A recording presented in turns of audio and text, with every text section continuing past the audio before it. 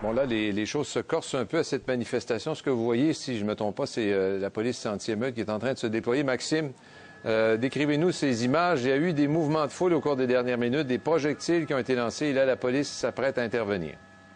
Oui, exactement. Là, au coin de Saint-Laurent et René Lévesque, là, je vois Est-ce que même c'est une bombe fumigène, mais...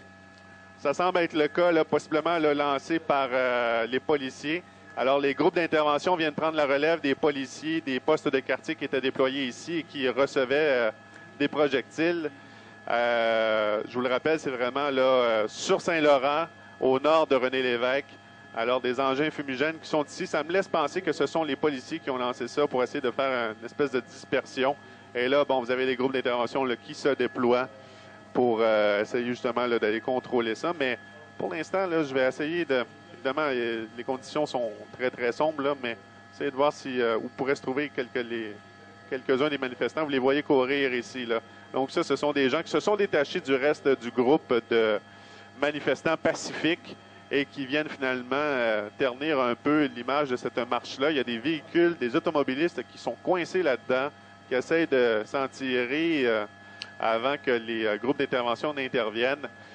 Mais là, Maxime, la cavalerie est là aussi, de ce que je vois. Là. Si ces individus-là, la construction d'avoir lancé des projectiles, sont... Qu'est-ce que c'est, ça? Oh. Ça ressemble à un cocktail Molotov, hein? Donc ça, c'est pas les policiers qui ont lancé ça, là? Non, visiblement pas, là. Ils l'ont reçu même sur les boucliers. Ça, c'est assez particulier, là. Alors, ces individus-là... On vient de monter le niveau de violence d'un cran, là. Sont quand même isolés du reste de la foule. Donc, pour les policiers, M. Berniquet, ça devrait être plus facile d'intervenir si ces fauteurs de troubles sont pas au milieu de la foule. C'est plus facile, c'est un mot. Là. Ils sont plus mobiles, il y a plus d'endroits pour travailler, pour se déplacer. On est à la noirceur et ils ont aussi quand même des cocktails Molotov. De là, l'importance de ne pas avoir de stack lors d'une manifestation. Le cocktail Molotov en lui-même, il n'apparaît pas tout seul. Il y a quelqu'un qui l'a transporté. Ouais. Et l'honnête manifestant, en principe, n'a pas besoin d'un sac à dos. Il ne s'en va pas en camping. C'est lui qui va payer la facture parce que lui, il ne voit pas ce qui se passe là. Il va se demander pourquoi les policiers veulent mettre fin à la manifestation ou tout simplement pourquoi ils lancent des gaz dans une manifestation pacifique. Ouais.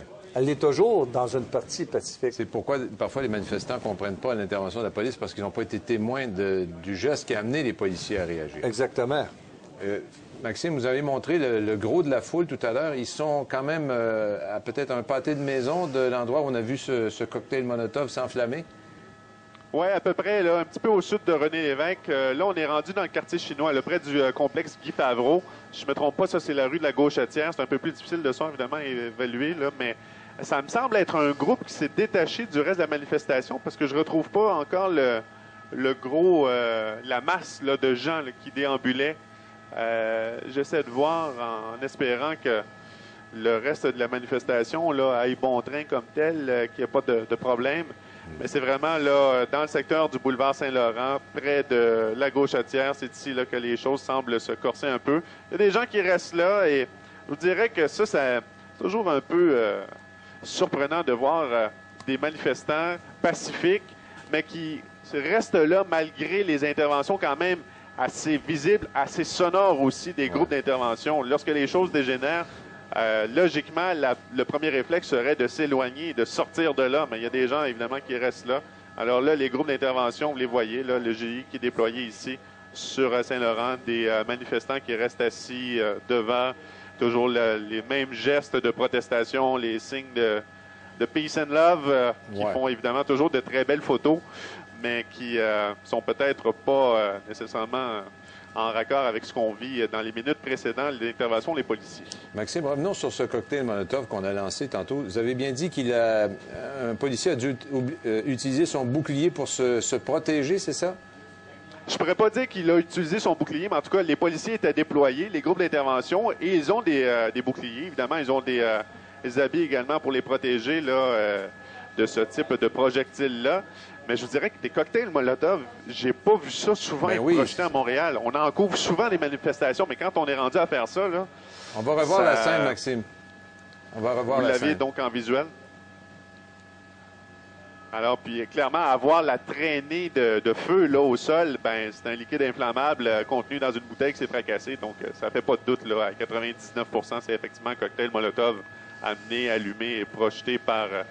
Voilà la séquence. J'aurais tendance à pas penser que c'est un policier qui a lancé ça, évidemment. Non. Et quand même, on voit qu'il y avait... Monsieur Berniquet, qu'est-ce que vous pensez de ces images-là? C'est quand même assez impressionnant. Lorsqu'on parle de débordement, on en a un bel exemple. Une manifestation qui s'avérait pacifique. On tombe dans du débordement. De là aussi, je reviens à l'itinéraire. L'itinéraire d'aller prendre de la Gauchetière, qui est un endroit avec aucune symbolique. C'est pour ça que l'itinéraire doit être cohérent et pertinent à la manifestation. Si on en va, si on laisse aller un itinéraire où des gens peuvent aller où ce qu'on veut, on va perdre le contrôle total. C'est ça. Puis perdre le contrôle, c'est tout simplement pour encadrer, comme je le répète, pour que la manifestation ait lieu de façon sécuritaire, en atteignant les objectifs des manifestants puis en permettant aussi qu'il y ait un encadrement sécuritaire. Parce que certains manifestants ont du mal à comprendre que les policiers décident à quel endroit ils vont passer ou modifient leur itinéraire. Mais c'est quand même une foule de 8000 personnes, puis on a vu ce qui peut se passer. Exactement. Alors, évidemment, il y a des questions de sécurité qu'on doit... il faut absolument tenir en compte de ces questions de sécurité-là. Bon, on nous dit que la manifestation vient d'être déclarée légale. C'est logique après ce qu'on a vu, M. Berniquet? Exactement. Alors là, quelle est l'étape suivante? Là, je pense que les policiers devraient travailler dans les secteurs chauds, qu'on appelle, pour permettre à ces gens-là de ne pas commettre de délits graves importants, des agressions physiques graves ou des méfaits. On voit des véhicules de police là, qui se positionnent. Alors donc, évidemment, si ça vient d'être déclaré illégal, on prend les moyens pour intervenir. Est-ce qu'on va demander à la foule de se disperser prochainement, vous pensez? En déclarant la manifestation illégale, normalement, il y a une intervention verbale. En suivant un continuum de force, il y a une intervention verbale qui est mentionnée aux gens que la manifestation est déclarée illégale. De là, les gens, dans une partie raisonnable, vont commencer à quitter. Ceux qui ne veulent pas de problème, ceux qui ne veulent pas de trouble vont quitter d'eux autres mêmes. Ils vont avoir encore des points chauds. Ça veut dire que si les policiers voient que la foule commence à se disperser, on va laisser les gens partir, on ne va pas intervenir tout de suite. C'est ce qu'on souhaite. On veut qu'il y ait une dispersion dans le calme. On dit qu'en défense, il y a un proverbe qui dit « le temps et la distance, c'est deux éléments essentiels ». On sait que ces gens-là ont une certaine distance pour retourner à leur véhicule, pour retourner chez eux.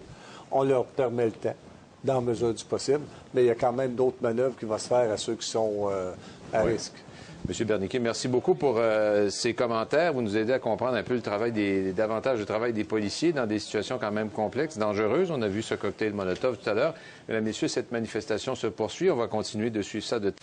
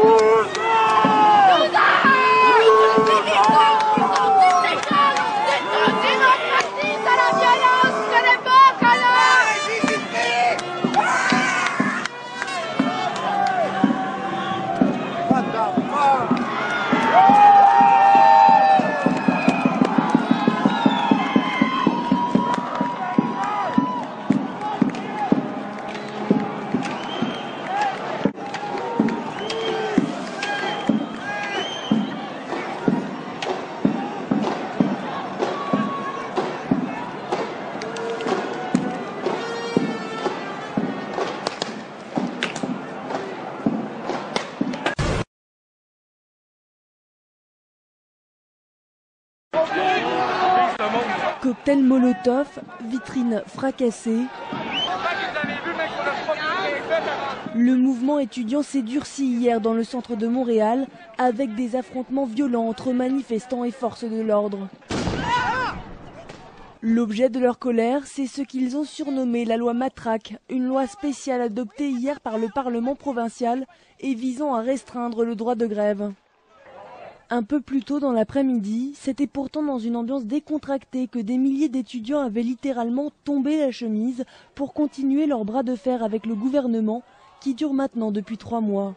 L'enjeu, empêcher l'explosion des frais universitaires qui pourraient augmenter de 82% les 7 prochaines années. C'est sûr que si on abandonne maintenant, on n'aura rien gagné. Puis, c'est une crise qui est générale aussi. Oui, c'est la hausse des droits, mais c'est comment que le Québec est gouverné en ce moment. C'est par la démocratie que cette question-là doit se régler parce que c'est un dialogue dans la société qui doit régler les enjeux de l'éducation et non pas des lois qui viennent d'en haut. Avec la nouvelle loi, les organisateurs de piquets de grève s'exposent désormais à des amendes pouvant aller jusqu'à 95 000 €.